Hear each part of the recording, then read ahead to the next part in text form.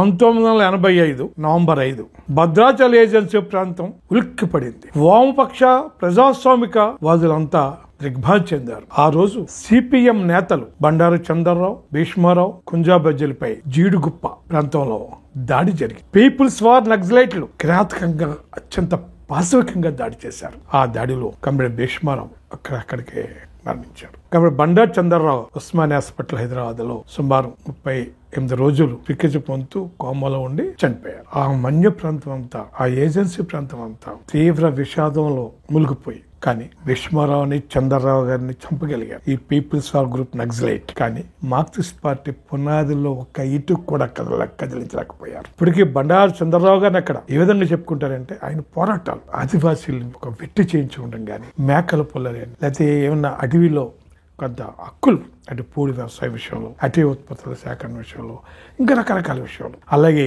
వాళ్ళ వస్తువులు అటవీ ఉత్పత్తులు, సేకరణ ఉత్పత్తులు కానీ, వ్యవసాయ పంటలు కానీ అమ్మగ్ర సందర్భంలో ఈ కాంట్రాక్టులు, దళారుల దోపిడీలు కానీ వాటికి వ్యతిరేకంగా, మేకల పుల్లరి దానికి వ్యతిరేకంగా, ఈ అటవీ అధికారులు, పోలీసు అధికారులు, రెవెన్యూ అధికారులు వాళ్ళ మీద చేసే నిర్బంధం, దాడులకు వ్యతిరేకంగా, అంతేకాకుండా తునుకాకు సేకరణ, వాటి ధరలో వాటి బోనస్, ఈ అంశాలపై చంద్రరావు గారు చేసిన పోరాటం, ఆ రోజు మన్యంలో అల్లూరి సీతారామరాజు చేసిన పోరాటంతో పోలిస్తుంది. అట్లాగా ఆయన పోరాటం ఆయన గుర్తుకొస్తాడు ఆయన.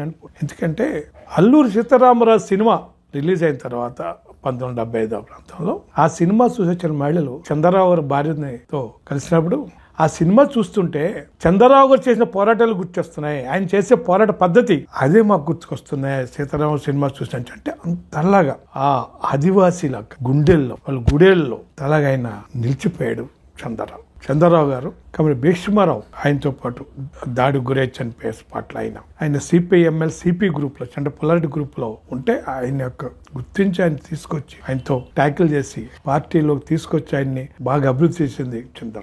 లైక్ కాంగ్రెస్ నేపథ్యం ఉన్న శ్యామల వెంకటరెడ్డి కుటుంబాన్ని, వెంకటరెడ్డి గారిని కూడా పార్టీ తీసుకొచ్చి అభివృద్ధి చేసింది. కానీ కుంజాబజ్జి గారిని కానీ అట్లా ఎంతో నాయకులు ఆయన అభివృద్ధి చేశాడు. ఇది చూసిన నక్సలైట్స్ ఉత్తర తెలంగాణ నుంచి ఆ ప్రాంతాలలో వచ్చిన ఈ నక్సలైట్స్ పీపుల్స్ గ్రూప్ ఈ చంద్రరావు అంతం చేస్తే కానీ ఇక్కడ సిపిఎం పార్టీని వెనక్కు కొట్టలేం, సిపిఎం పార్టీ ఇక్కడ లేకుండా చేయలేమని ఒక రకమైన దుర్మార్గమైన ఆలోచనతో దాడి జరిగింది. 1985 సెప్టెంబర్లో ఖమ్మంలో రాష్ట్ర మహాసభ జరిగింది, సిపిఎం రాష్ట్ర మహాసభ. ఆ సందర్భాన చంద్రరావు గారు మాట్లాడుతూ, మేము ఏ క్షణమైనా చనిపోవచ్చు, నక్సలైట్లు మా మీద తీవ్రమైన అప్పటికైనా చాలా హత్యా ప్రయత్నంలో తప్పించుకున్నాడు. తర్వాత అలా అన్నగారిని చేతిలో కాళ్ళు ఎరగొట్టారు, ఇంకో కామ్రేడ్స్తో కలిపి ఇట్లా జరుగుతున్నాయి. విపరీత దాడులు కూడా జరిగే ప్రయత్నాలు జరుగుతున్నాయి. ఆయన చాలాసార్లు తప్పించిన హత్యా ప్రయత్నం నుంచి ఆ దృష్టి ఆయన మహాసభలో ఆయన చెప్పాడు. ఆయన మా మీద తీవ్రంగా దాడులు జరగబోతున్నాయి, ఏ టైంలోనే మేము చనిపోవచ్చు, ఇదే మా ఆఖరి మహాసభ కావచ్చు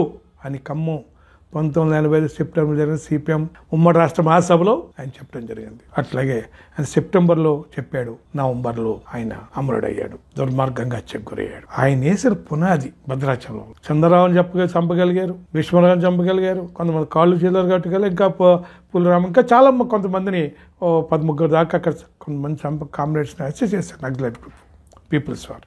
కానీ అక్కడ సిపిఎం పార్టీ మాత్రం వాళ్ళు పునాది కూడా కదిలించకపోయారు. ఎందుకంటే అట్లాగా పార్టీ నిర్మించింది, క్యాడర్ను తయారు చేశారు బండారు చంద్రరావు గారు. అక్కడ ప్లస్ సాహిత్యపట్నం కానీ ఉద్యమాలు ఇన్వాల్వ్ చేయటం, కామ్రేడ్స్ పట్ల ఆప్యాయత, అట్లనే చదువును ప్రోత్సహించడం, రకరకాల కారణాలు. ఆయన చేసే త్యాగాలనండి, ఉద్యమ నిర్మాణ పరిస్థితి, ఆదివాసుల యొక్క సమస్యలు, హక్కులు అవగాహన చేసుకుని ఆయనకి ఎంత అవగాహన ఉండేదంటే ఆదివాసుల యొక్క సమస్యల పట్ల ఒక సిన్సియర్ ఆఫీసర్స్, అంకిత భావం గల ఆఫీసర్స్, ఏదో చేయాలి ప్రజలకనే ఆఫీసర్స్, కలెక్టర్స్ కావచ్చు, ఐటీడీ ప్రాజెక్ట్ ఆఫీసర్స్ కావచ్చు, మేనేజర్స్ కావచ్చు, లేదా సబ్ కలెక్టర్స్ కావచ్చు, ఇటువంటి వాళ్ళందరూ అటవీ అధికారులు కావచ్చు. ఈ ఆదివాసీ సమస్యలు వాటిని చర్చించడానికి బండారు చంద్రరావు గారిని పిలిచేవారు. అంత అవగాహన ఉండేది పట్టు. అంతగా ఆయన పునాదిలోకి తన పార్టీని తీసుకెళ్ళాడు. కాబట్టి వాళ్ళు భౌతికంగా దూరం చేయగలిగారు, కానీ పార్టీని మాత్రం ఏమి చేయలేకపోయారు. మనకు ఇంచుమించుగా 32 సంవత్సరాలు, 1985 అంతకుముందు లెక్కేసుకుంటే సుమారు 32 సంవత్సరాలు మధ్యలో ఒకసారి బ్రేక్ వచ్చినా అక్కడ సిపిఎం అభ్యర్థి ఎమ్మెల్యేగా గెలవడం జరిగింది. కుంజాబజ్జి 3 సార్లు, సున్నరాజు వరకు 3 సార్లు, ఇంకా మిగతా వాళ్ళు కూడా ఎమ్మెల్యేగా అక్కడ గెలటం కలిగింది. అంటే అటువంటి పునాది అక్కడ వేశారు నిర్మాణంగా. అంతటి గొప్ప నిర్మాణాన్ని సైద్ధాంతికంగా పార్టీ నిర్మించడం, అదేవిధంగా సమస్యల మీద పోరాటం చేయటం, ప్రజలను ఇన్వాల్వ్ చేయటం, గొప్ప గొప్ప కార్యకర్తలను గుర్తించి వాళ్ళని అభివృద్ధి చేయటం, ఇవన్నీ కూడా బండారు చంద్రరావు గారిలో ఉన్న ప్రత్యేక లక్షణాలు. ఆయన చనిపోయిన తర్వాత గిరిజనులు విల్లంబులు పెట్టుకుని నక్సలైట్లు ఎవరినూ కూడా ఆ ప్రాంతంలోకి ప్రవేశించకుండా అడ్డుకున్నారు. ఆ చంద్రరావు గారి యొక్క పేరుని ఆ ప్రాంతంలో చాలా మంది వాళ్ళ పిల్లలకు కానీ మనలకు కానీ పెట్టుకున్నారు. ఈ రోజు కూడా ఆ ప్రాంతంలో చాలా మంది అలా చంద్రరావు ఫోటోలు ఉంటాయి. ఎందుకంటే మా కోసం ప్రాణాలు అర్పించిన అమరుడు అని చెప్పేసి. అంతటి గొప్ప పోరాట యోధుడు బండారు చంద్రరావు గారు భార్య 80 సంవత్సరాలు పైగా ఉంటుంది ఆ వయసు.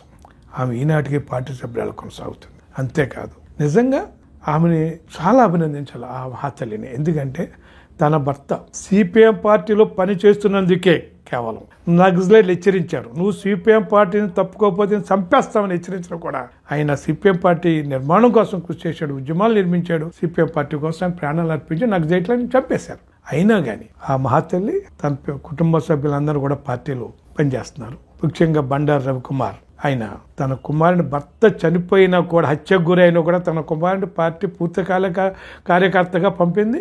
ఆయన ఇప్పుడు సిపిఎం తెలంగాణ రాష్ట్ర కమిటీ సభ్యులు కూడా పనిచేస్తారు. లో కూడా రాష్ట్ర కమిటీ సభ్యులుగా కొనసాగారు. అది ఆ తల్లి యొక్క త్యాగం. అటువంటి ఆ కుటుంబం బండారు చంద్రరావు అంటే ఆదివాసీల సమస్యల కోసం, సిపిఎం పార్టీ జెండాను మహోన్నతంగా ఎగరేయటం కోసం తన జీవితాన్ని, ప్రాణాలు కూడా లెక్కేయండి. ఒక సందర్భం సుందయ్య గారు అన్నారు, చంద్రరావు నీ రక్షణ జాగ్రత్తగా చూసుకో, నీ రక్షణ ఏర్పాట్లు జాగ్రత్తగా చేసుకో అని చెప్పినా కూడా ఆయన ఉద్యమాల కంటే, పార్టీ కంటే, ఆశయాల కన్నా నా ప్రాణం పెద్ద గొప్పది కాదని ఆయన పార్టీ కోసం ప్రాణాలు ఇచ్చారు. అటువంటి మహోన్నతమైన ఒక యోధుడికి, అమరుడికి సిపిఎం తెలంగాణ రాష్ట్ర 4వ మహాసభ సందర్భంగా లాల్ సలాం తెలియజేస్తూ మీకు అందరికీ ధన్యవాదాలు.